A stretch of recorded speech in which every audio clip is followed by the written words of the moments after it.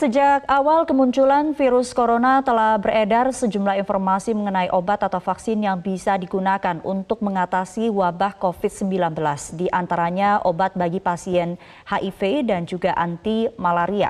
Seberapa efektif hasilnya dan apakah vaksinnya telah ditemukan? Kita akan cek faktanya bersama Ami Ardini. Silakan Ami. Ya, terima kasih Sumi. Memang benar pemirsa, dampak yang ditimbulkan oleh wabah COVID-19 ini terus meluas. Dunia pun berpacu dengan waktu untuk mencari cara membasmi virus yang sepertinya penyebarannya kalau kita lihat ini cukup agresif. Nah, silih berganti, dunia medis juga mencoba berbagai formula atau metode pengobatan mana yang paling efektif untuk membasmi wabah ini. Nah, sampai saat ini memang ada sejumlah negara yang sedang mengupayakan riset untuk menemukan vaksin bagi virus yang ditemukan di akhir 2019 lalu di kota Wuhan, Tiongkok. Yang pertama ini yaitu tentu saja Tiongkok. Kalau kita lihat Tiongkok ini perusahaan farmasi dan juga pusat penelitian di sana segera bergerak untuk mencari penangkal virus ini sesegera mungkin setelah ditemukan. Nah, perkembangan terbarunya ini adalah ada perkembangan yang cukup signifikan dari penelitian Tiongkok bersama dengan perusahaan farmasi asal Amerika Serikat yaitu Gilead Sciences ini mengenai obat remdesivir. Nah, para ilmuwan ini menemukan bahwa remdesivir dan juga chloroquine ini atau obat anti malaria yang diproduksi oleh Gilead Sciences ini cukup efektif ketika diuji coba di COVID-19 di laboratorium. Nah, Tiongkok juga mencoba beberapa metode lainnya termasuk juga dengan menggunakan terapi plasma darah dari pasien COVID-19 yang telah sembuh. Nah, ini plasma darah ini kemudian digunakan untuk memproduksi antibodi yang akan memperkuat imunitas tubuh terhadap virus corona. Kemudian tentunya ada Amerika Serikat di sini. Amerika Serikat ini paling banyak melakukan penelitian dan sejauh ini ada beberapa yang hasilnya bisa dikatakan cukup menggembirakan. Misalnya perusahaan bioteknologi Inovio Pharmaceuticals yang saat ini sedang mengembangkan Inno 4800. Ini bermitra dengan Beijing Advanced Biotechnology ini mendapatkan hibah dari CEPI untuk mengembangkan vaksin COVID-19 yang disebut dengan Inno 4800. Inovio ini dikenal pemirsa karena memiliki vaksin MERS. Ini sebelumnya pernah memproduksi vaksin MERS yang sudah diuji cobakan kepada manusia dan vaksin ini saat ini memasuki fase pra-uji klinis. Kemudian juga ada vaksin lainnya yang sedang dikembangkan di Amerika Serikat, ada mRNA 1273 yang dikembangkan oleh Moderna. Ini saat ini statusnya sudah masuk uji coba tahap 1 yang akan dilakukan pada April 2020 ini dengan menggunakan teknologi menginjeksikan kode genetik ke dalam otot manusia sehingga sel otot itu kemudian akan memproduksi viral protein. Nah, ada juga perusahaan bioteknologi lainnya yaitu CureVac yang ini mencoba untuk memberikan kekebalan tubuh terhadap COVID-19 dalam dosis yang rendah dan kandidat vaksin ini juga masih dalam tahap pra-uji klinis. Selain itu, ini juga ada merupakan perusahaan farmasi milik Johnson & Johnson yaitu Janssen yang juga sedang mengembangkan vaksin berbasis vektor yang terbukti efektif untuk melawan virus Ebola. Lantas juga ada Sanofi Pasteur, ini juga memiliki pendekatan yang berbeda dengan apa yang dilakukan oleh sejumlah perusahaan farmasi lain yaitu dengan tidak menyuntikkan protein virus ke dalam otot manusia untuk menghasilkan vaksin, tetapi mereka memproduksi sendiri versi protein tersebut. Nah, selanjutnya kalau tidak hanya Tiongkok dan Amerika, ada sejumlah negara lain. Kalau kita lihat di sini juga ada Inggris yang sampai saat ini memang belum ada update terbaru, tetapi Inggris sendiri menyiapkan dana 20 juta pounds untuk penelitian dan pengembangan vaksin. Kemudian, nah ini Israel juga ini cukup baik atau bagus perkembangannya. Saat ini sedang dilakukan uji coba vaksin Miguel Galili Research and Institute yang rencananya ini akan diuji coba pada Mei 2020. Nah, vaksin ini adalah vaksin IBF yang selama ini digunakan ketika menyerang unggas. Namun tim peneliti ini ternyata menemukan potensi lain dari produk turunan vaksin IBV untuk menghadapi virus corona atau COVID-19. Lantas bagaimana dengan Indonesia? Kalau kita lihat di Indonesia sendiri, perusahaan farmasi milik negara Bio Farma ini saat ini sedang menjajaki kerjasama dengan lembaga Eijkman dan juga CEPI Norwegia untuk melakukan penelitian dan pengembangan vaksin tentunya.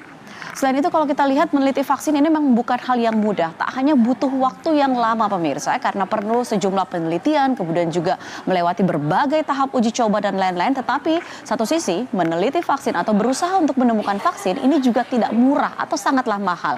Walaupun di satu sisi juga kita harus akui bahwa potensi keuntungan ekonomi bagi yang berhasil menemukan ini juga sangatlah besar. Tak heran kenapa negara-negara tadi di dunia ini tak segan untuk mengucurkan dana jutaan dolar untuk mencari formula yang paling cepat, paling tepat, dan paling efektif. Nah, tak sepenuhnya ini hanya milik negara, tetapi rata-rata pihak swasta pun juga ikut berkepentingan di sini. Kalau kita lihat di Amerika Serikat sendiri berapa biayanya, tidak ada biaya yang pasti disampaikan, tetapi Presiden Amerika Serikat Donald Trump ini sudah menandatangani legislasi dana darurat sebesar 8,3 miliar US dollar ini untuk mengatasi wabah virus corona. Ini dana 8,3 miliar US dollar ini juga sudah termasuk dana untuk melakukan riset ataupun pengembangan pencarian vaksin. Kemudian juga dari pihak swasta ada yayasan, ini adalah milik orang terkaya di dunia, yaitu Bill Gates, pendiri Microsoft. Yayasan Bill and Melinda Gates Foundation ini menyumbang 100 juta dolar Amerika Serikat. Ini hanya untuk membiayai penelitian untuk vaksin. Kemudian kalau kita lihat Inggris juga menyiapkan dana 20 juta pound sterling. Selanjutnya, nah, untuk Tiongkok sendiri, ini mereka cukup berkepentingan di sana karena wabah ini atau penyakit ini berasal dari sana. Selain dari pemerintah, ternyata pihak swasta di sana juga cukup berkontribusi. Kalau kita lihat pendiri Alibaba yaitu Jack Ma, ini mendonasikan 100 juta yuan atau setara dengan 196,98 miliar rupiah untuk pengembangan vaksin virus corona. Lantas Alibaba juga akan mendonasi 1 miliar yuan. Ini adalah donasi tambahan. Selain Alibaba, tentu perusahaan-perusahaan besar termasuk juga tech company di Tiongkok ini juga turut berpartisipasi. Ada Huawei, ada Tencent, kemudian Baidu, ByteDance, dan juga Meituan Dianping. Ini mereka pun semua menyumbangkan atau memberikan dana terkait dengan penelitian vaksin corona. Lantas Israel, kalau kita lihat Israel juga menyiapkan dana 470 juta shekel atau setara dengan 1,8 triliun rupiah. Lantas untuk Indonesia sendiri ada dana penelitian untuk perguruan tinggi negeri ini sebesar 514,2 miliar rupiah. Memang mungkin di Indonesia cukup jauh kalau kita bandingkan dengan negara-negara lain, tetapi tentunya ini juga merupakan salah satu bukti bahwa pemerintah Indonesia pun juga mereka cukup serius ataupun cukup tertarik dengan penelitian terkait dengan vaksin virus corona. Dan kalau kita lihat dari berbagai obat dan juga formula yang diuji coba selama ini, lalu mana yang paling menjanjikan? Ini adalah pertanyaan yang paling banyak ditanyakan.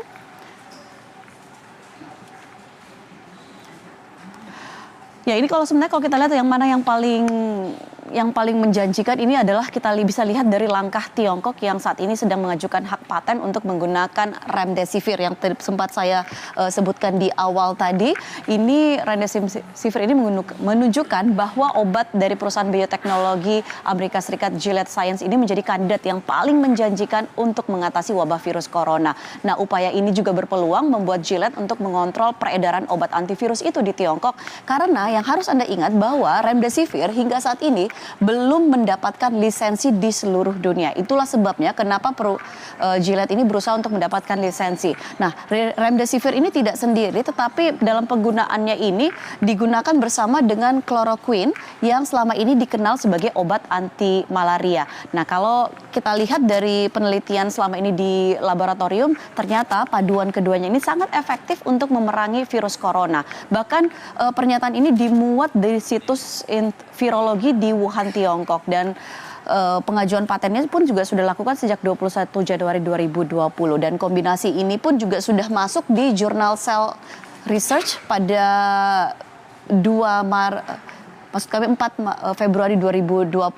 Dan kalau kita lihat sebenarnya hingga saat ini persoalannya adalah karena kedua obat ini baru diuji di laboratorium, belum diuji ke manusia. Itulah kemudian yang menjadi pertanyaan baru adalah bagaimana ketika ini sudah diuji kepada manusia. Karena sebenarnya kalau remdesivir ini belum mendapatkan lisensi di negara manapun, tetapi chloroquine ini adalah obat yang sudah dikenal sejak 80 tahun lalu. Ini adalah obat yang digunakan untuk mengatasi malaria, sehingga tentunya ini juga sudah tersedia di mana-mana. Tetapi ini uji cobanya kepada manusia akan dilakukan sesegera mungkin. Lantas Ya, bagaimana lagi dengan Indonesia? Kalau kita lihat Bio Farma ini baru memulai penelitian karena telah memiliki sampel dari 2 kasus yang dinyatakan terinfeksi. Namun diakui bahwa penelitian ini pasti membutuhkan waktu yang tidak sebentar. Normalnya pemirsa, pengembangan pembuatan vaksin ini bahkan memerlukan waktu sampai dengan 10 dan juga 15 tahun. Namun mengingat budaya Indonesia yang begitu lekat dengan tradisi dan warisan leluhur, termasuk juga kekayaan rempah-rempah dan jamu-jamu tradisional, kalau kita lihat akhir-akhir ini juga banyak sekali beredar atau informasi mengenai resep-resep yang katanya efektif untuk menangkal virus corona. Mulai dari ada minuman tradisional, kemudian juga seperti empon-empon, lalu juga katanya makanan syarat bumbu dan rempah yang katanya efektif menangkal corona. Kalau kita lihat ada empon-empon ini terdiri dari aneka rempah-rempah, ada temulawak, kemudian juga ada kunyit, jahe, serai, kayu manis. Ini bukan resep yang baru, tetapi ini merupakan resep yang sudah disajikan atau diwariskan turun-temurun. Kemudian juga soal makanan khas Indonesia, katanya sayur-sayuran seperti yang syarat bumbu seperti sayur lodeh, kemudian juga sayur asam, kemudian juga nasi kapau dan lain-lain.